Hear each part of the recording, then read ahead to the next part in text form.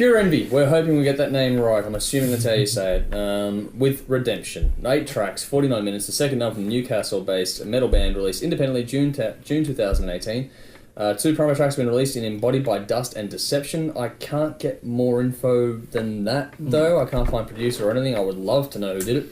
But this one came to us because it was polling relatively well in the Audience Choice Top 10 of last year, because we hadn't heard about it at all, and that's where I got the awareness of it to go, okay, well, we should check this out, because people out there like it. Go for it. This is the kind of band I like. Everybody...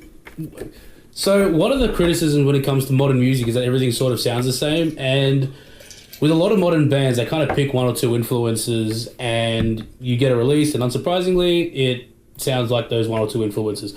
What these guys have done is they've taken a number of influences from like your Lamb of Gods and your Killswitches Engage to your European death metal sound and all that, and they've boiled it down to sound like PurEnvy, and it is fantastic. They make their own wonderful, beautiful thing. Songwriting is spectacular. There is a journey that you go on. You know where it's going roughly, but there's some surprises along the way, and everything makes sense, and it all comes together in a wonderful way. The tones are fantastic. The vocals are incredible. My one little, I don't know if it's a criticism, but one little thing on the vocals with the screams, I think the thing that will really open it up is to learn to pitch the screams and do a melody while you're screaming. That'd be cool. Doing that, and there's no stopping this. Other than that, I can't really fault it. I gave it a 9 out of 10 because God knows why. Deception was my highlight. Everybody should check this album out. Cool. That's a wrap. If you like bands like Killswitch Engage, All That Remains, Early Bullet for My Valentine, Trivium Soilwork, you're going to fucking love this. And I love all those bands. They're my favourite. You know, Boys, got a high for you this week, are we? Oh, fuck yes, we are. I was like, what the hell, and where has this band been, and how did I not come across it until now? I didn't even know about it until about 2 weeks ago. Yeah, about the same for me. Production is A1. Everything that you want in today's metal is right here on this release. It just fits up with all those bands I just mentioned. Very impressive playing, but what I did like about it was those bands mentioned will have the 2-minute songs. These guys do it old school. They ride the song and they take you on a journey per song. Every song was about 6 minutes. Yeah.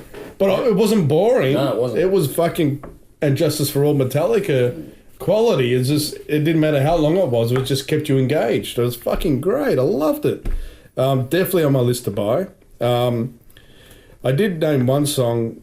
Deception, like you, as a standout, but you know what? Every fucking song floored me. I gave it a 10 out of 10. Wow. Whoa! In all fronts. You don't give many of those out at all. No.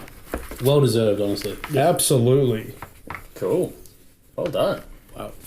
I've never heard of this band, like everyone else, I guess. But I'm noticing a theme. Right from the start, you know you're in for an energetic onslaught of metal. Some very cool guitar solos on these songs and some very flashy riffing as well. Vocals alter between the harsh growls and the melodic, and harsh vocals can be hit and miss for me, but because they're sometimes overused, but they're really well done on this release. The instrumental sections are well structured, and as I said, the solos are really cool, but the rhythm tracks behind them are just as interesting. So sometimes you listen to it for the solos, sometimes for the actual what's behind it. Good listen. Not sure how many repeat listens I'll give it, but that's just my taste. I gave it 7.5 out of 10. Stand Out to a Hollow, End of Days, and Blood of the Innocent. Nice. For me, this was a wonderful little best of old school and new school. I thought it had everything for me. It's got the modern vocal, which can be a bit polarising. I'm not a big screamo guy, but also with a lot of the modern guys that do switch between a clean and scream. The clean is really boy band in a lot of these ones. This guy, he's still got edge in his clean vocal. He's still got gravel and grunge. And it's fantastic, and it makes the transition between the two a lot easier to take. You know, like you don't sort of forget who you're listening to. You know, I was more accepting of it because it wasn't so fucking Jekyll and Hyde. No, it worked, and a bit more like Corey Taylor does. Well, to be honest, when he goes clean, still got thumb. All those bands that have the verb, the noun as their title. Yeah. This sounds nothing like those. No, it was great. The guitar work's astounding to the point. If you're fans of like your traditional metal, your Megadeth, Death Angel, Testament, you'll love it. But if you're a fan of the new stuff, Trivium and Bullet and all these guys, I think you'll dig it. I think there's plenty in here for all. I want to see what Nikki metal thinks of this one, actually. Oh, she'll love it. Yeah. Absolutely should fucking love this.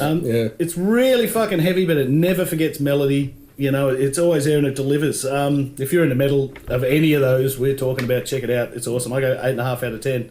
Highlights are End of Days, Deception, Blood of the Innocent, and Forsaken. Well, it's been covered off. I'm going to go there again. If you like anything thrash infused and heavy, you're going to like this. This has heaps of energy, pounding drums, blazing riffs. It's all here. Nice mix of melody and heavy to be found across the board. Solid and tight. These guys have plenty of feel in the playing as well. And I love how the lead work fits the songs and isn't just showing off for the sake of showing off. Guy can play, but he serves the songs. So fucking important. Great chops on this. I love the bass, the drums, and the rhythm guitar on this as well. They really bring the energy to it. The vocals are a remarkable mix of getting heavy with the growls, but also melodic for most of it. Solid performances all around, no weak links. This isn't one of those bands, as been discussed, where it's all heavy in the verse, and you get to the chorus, and you get the pop fucking chorus. Fuck that shit. That's not here. This has some blistering stuff. This is genuine metal done damn well. It's frantic if you want that, but the balance with the vocals is what makes this one stand out.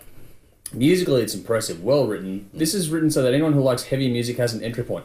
For mine, if you got anything from Slayer through to Iron Maiden, you're going to find something in this. Them too. 100%. Yeah. You're going to find everything. Yeah. This is one of those ones you're going to want a lyric sheet for, I think, at times. I would like to go through it with a lyric sheet because what you hear is enough to suck you in lyrically. They tell stories, but I want to hear everything on this one because it actually does enough to drag me in, so I want to go through it with a lyric sheet and go for it.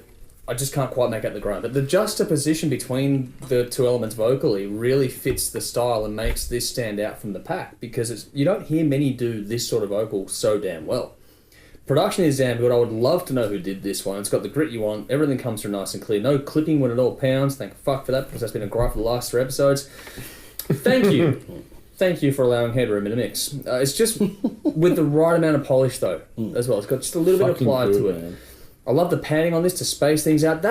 It's not like it's a hard left and right for a guitar and stuff. They just really just pan the right things in the right way to give this a nice amount of 3D space in it. It's fucking well done. And I like how the growling vocals were pushed back in the mix to come through to the front, and then the clean vocals were pushed out to the front. And that's a really good trick employed in this to really highlight that accent. It's a wonderful mix for the genre. They're longer songs, which we mentioned, but the way they switch up the groove and play with the tempo on things really breaks this up nicely. It's a pretty intense listen for the duration of it. It doesn't really let you take too many breaths overall. But what they do mid-song with the changes, that's where you take your moment, and that's where you go, okay, cool, you get a little bit of it, and then it just goes bang, straight back in again. It's like, fucking, that's cool. It's got some damn good groove on this too. This is like melodic harlot. Yeah, I can see that. You get harlot, and you get like harlot are more aggressive, more straight ahead, but this is like a more groovy, more melodic version of harlot in a lot of respects. They'd also go with bands like Trigger. A set with them and Trigger would be fucking cool Triple too. Kill, all those guys, yeah. If you like your metal, check this out. This is cool and just a little bit different. We really do have some world-beating bands in this country, and if they can just get overseas, they would smoke it in Europe. 8 out of 10 for me. Forsaken, End of Days, Hollow Redemption, and Blood of the Innocent are my standouts. Check it out for yourselves. Let us know what you think. Last one, PurEnvy. PurEnvy. Quick break. Sorry. You in or out then? I'm in. You're in? But he's back to the bloke, I'm assuming. Yeah. Oh, Dave.